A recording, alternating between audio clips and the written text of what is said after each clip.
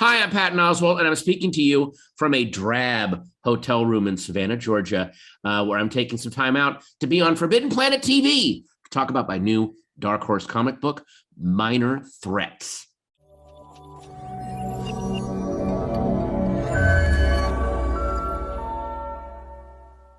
Welcome to Forbidden Planet TV. I'm Andrew Sumner. I have a special guest with us today. It is the one, the only, Patton Oswalt. Hello, viewers and or listeners. Who am I? It's Viewers, both, right? viewers, yeah. Viewers, yeah. Hello. How are you, mate? I'm doing really well. As we were just saying off camera, as I was just saying to you off camera, I can't think of anyone who in Hollywood who between live action and voiceover work has run such an incredibly wide gamut of our favorite comic book characters. I mean, you know, you got to be Space Cabby, you got to be Matthew the Raven and our old pal Neil Gaiman's Sandman, of course, which is excellent. But you get to be M.O.D.O.K as well. You get to be Eric Koenig. What does that feel like, mate? It feels very, very fortunate, especially just because someone who is so into the world and I guess sort of knows a lot of these characters and knows the perfection of me playing M.O.D.O.K and the ridiculousness of me playing Eric Koenig, who, if you remember from the comics, is a big, muscular, blonde-haired dude. I do. And I believe he's an ex-Nazi or so. I don't know. He is a. I am not comics accurate as Koenig. I am very accurate as M.O.D.O.K. Yeah, it's unbelievable, mate. Yeah. I mean, obviously, you're just so brilliant in that M.O.D.O.K role. The one we saw originally, like me and every other Marvel fan on the face of the earth, that you were doing the voice, I thought that is completely bang on correct. Oh, thank you. Yeah, it was again that was so perfect for me to play that character. I've had many a M.O.D.O.K day where I just feel like a giant angry head screaming at the world. So it was perfect. Thanks for joining us today, Patton, because we're here to talk about your all-new Dark Horse comic books, Dark Horse comic book, Minor Threats, which is I think your first creator-owned book. My first creator-owned, yeah. I've worked with a lot of IP. I've done stuff for DC, for Marvel, for Dark Horse. This was my first. Oh wow! I actually get to create something from the ground up, and it was very, very exciting to get to do that. So what's the concept of Minor Threats, please, mate?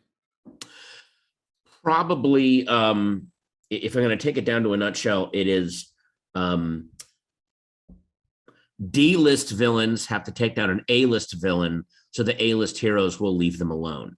It's basically an A-list villain has killed an A-list hero. The heroes are now cracking down on everybody.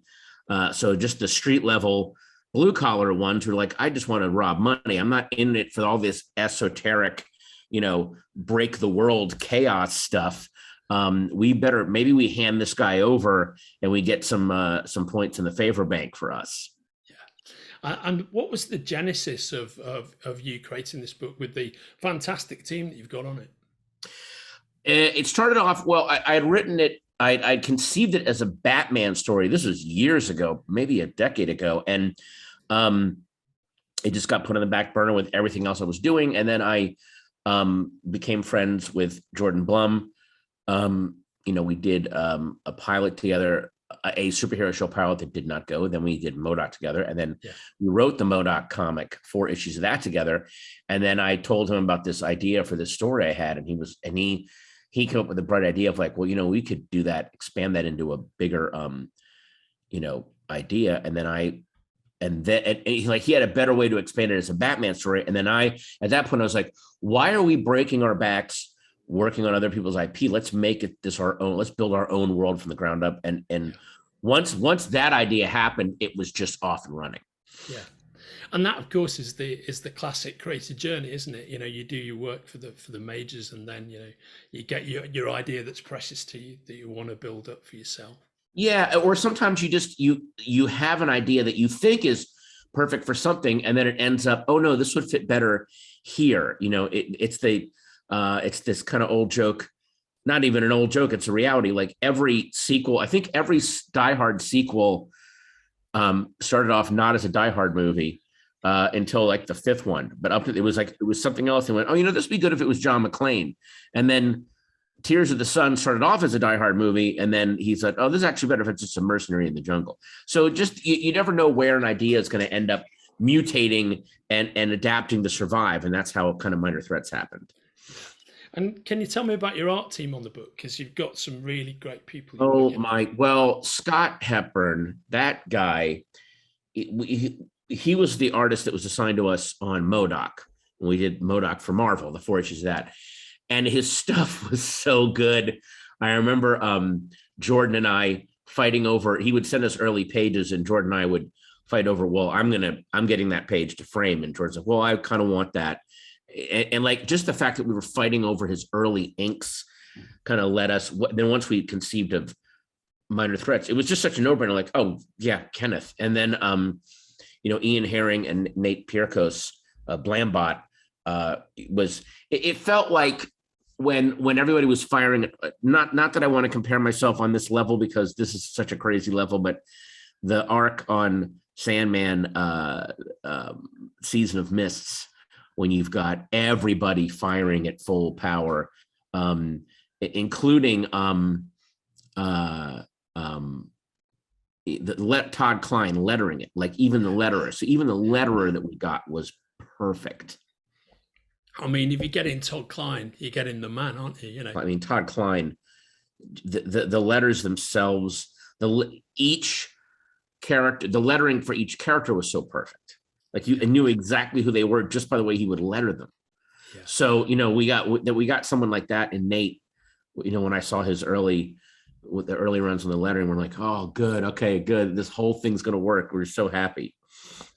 So it's great that you've got that. I mean, the fact that you just have alone those reference points in your conversation, because one of the things I was saying to you off camera is you've had an amazing career. I mean, it's so esoteric, your career, right? And you for somebody who comes from the base that you do as a supremely knowledgeable film fan, supremely knowledgeable movie fan, comics fan, stand-up comedian. When I think of did you ever expect you were going to tick all the boxes that you ticked along the way? When you started out? No idea. I started off as a stand-up comedian in '88, loved doing stand-up. Everything else has just been a bonus on top of getting to be a stand-up comedian. So I'm very, very lucky. I have no complaints. I'm very lucky. Issue 1 has just landed.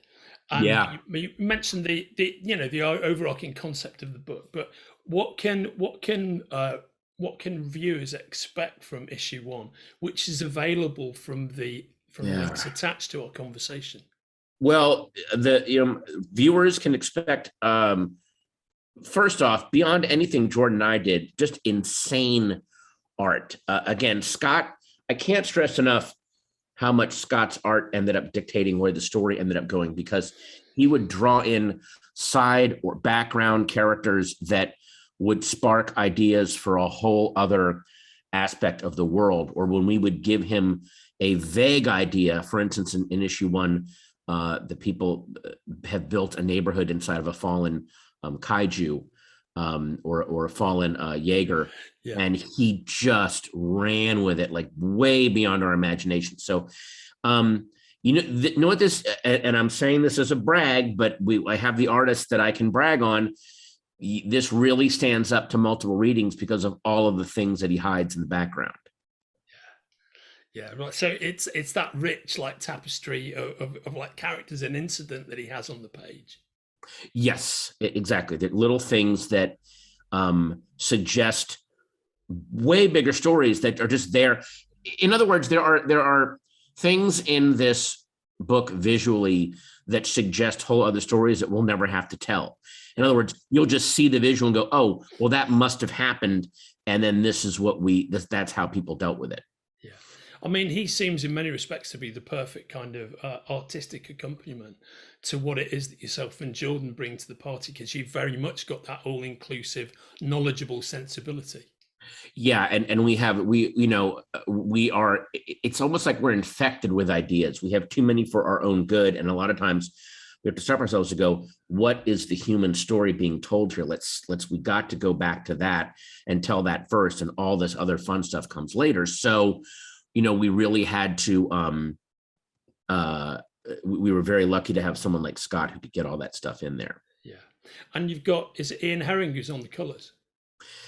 Ian Herring is, yeah, the colors are basically what he did with the colors. And I love this. And it's interesting. There's another comic book right now out now called Bloodstained Teeth. It does it even better, I think, than we do.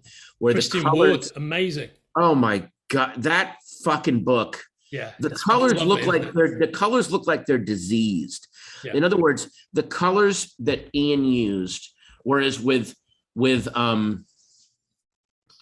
Christian Ward, the colors look like they're diseased. With Ian, it almost looks like he took the basic palette of comic books and the colors have now piled up and are blending and they look like they're about to reach a breaking point. Like in other words, there's been too much magic, too much science run amok, too much radiation and mutant powers that have had their way with this world. And to borrow a line from Central Wilson, colors insulting to nature. Like that idea. And Ian really had a lot of fun with that. And I loved it. I think it's completely evident on the page. And just to use that conversation we stepped into as a segue, what variant covers have you got for issue 1? Oh boy. Well, issue 1, we have obviously the cover by Scott Hepburn, which is amazing. Which is brilliant. Yeah. Yeah. Then we have a Christian Ward cover, which by the way, that one was painful because he submitted 3 ideas, all of which were amazing. And we had to select the one. And we were almost like, do we pay him out of our own pocket just to make the other ones so we can own them? And then we have the Magnolia cover, which no one can win custody of it, so it just kind of passes around among the 3 of us. Jordan, Scott, and I saw that and drooled. Yeah. Again, that beautiful Magnolia minimalism, which he used it on the villain character Stickman, which the Stickman is almost like this thing that's so scary about him is he's so minimalist in this Run to Riot cartoon world. Because I'm like, what is the photo negative of the Joker in this world? Oh, a guy where things are so stripped down that there isn't all the color and action to him. And Magnolia just really landed on that and ran with it. His cover is so creepy. I think you've been, no doubt by design, but so tremendously fortunate with those selections. Because as you say, Scott's got this very propulsive, huge universe of small detail artwork, which I think is so attractive. Yeah. But then to get those guys, I mean, real A-game guys like Christian, who's an old friend of ours, he's on the show bunch, and Magnolia. I mean, that's the cream of the crop at the moment. Well, I think it was also a combination of Dark Horse, who, like, when I did my issue of Black Hammer, my standalone, they got the Hernandez brothers and Dworkin to do alt covers for that, which was like, wait, what? So they always have access to these amazing artists. And then plus it was me calling in favors and begging and whining and just, bothering people until they went, fine. And then like the ones we have coming up, the alt covers we have coming up, including there's an alt cover for issue 4 that this artist Tess Fowler did that was so good. When I saw it, when she sent the rough over, I immediately called her because she kind of lives close to me. And I just said, I'm buying this off of you. Just name your price. I'm not going to fight Jordan and Scott over this. This one I'm going to own.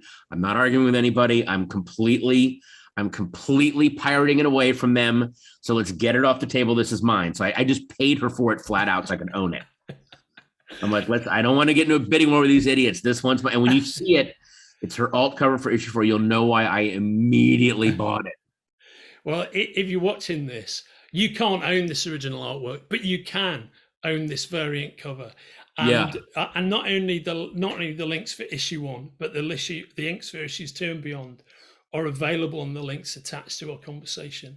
And everybody picking this book up is in for a real treat. Absolutely made with love and energy, mate. And you can feel it when you talk to you about it. It's great. This is one of those things.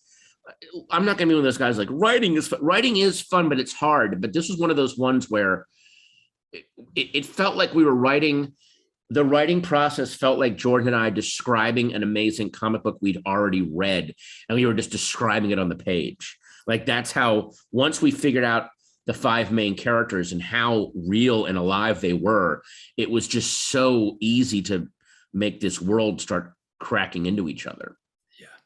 Yeah, it's legitimately an absolute treat, mate, and it's something both you and Jordan, Scott, you should all be very proud of it. And thank you very much for joining me on Forbidden Planet TV. Thank to take you. us all through it. Well, I'm going to be in London around Christmas time with the fam, and I'm going to try to stop in at Forbidden Planet. I actually stayed in a hotel near Forbidden Planet a few years ago. I was there shooting something, but I was on days where it was closed, and and then I had to go shoot, and I couldn't go. Oh wow, and we rarely close, so that you must come and visit us, because Forbidden Planet is ground zero for it all, and is legitimately a tourist trap in its own right. Oh, that's a great way to sell the story. I know, and it's a horrifying tourist trap. Hey, if you think the Tower of London is garbage, wait till you visit Forbidden Planet, my friend. You said it, brother. Thank you so much for joining us, Patton. It's great to meet you. Thank you so much, and thanks for reading the book. I really appreciate it. Oh, mate, it's great stuff, and everybody's going to love it. You take care of yourself, mate. You too. Cheerio. Take it easy. If you're enjoying watching Forbidden Planet TV, and you're enjoying watching us talk to the world's most interesting and accomplished filmmakers, authors, artists, musicians, creators, subscribe right here. See you soon.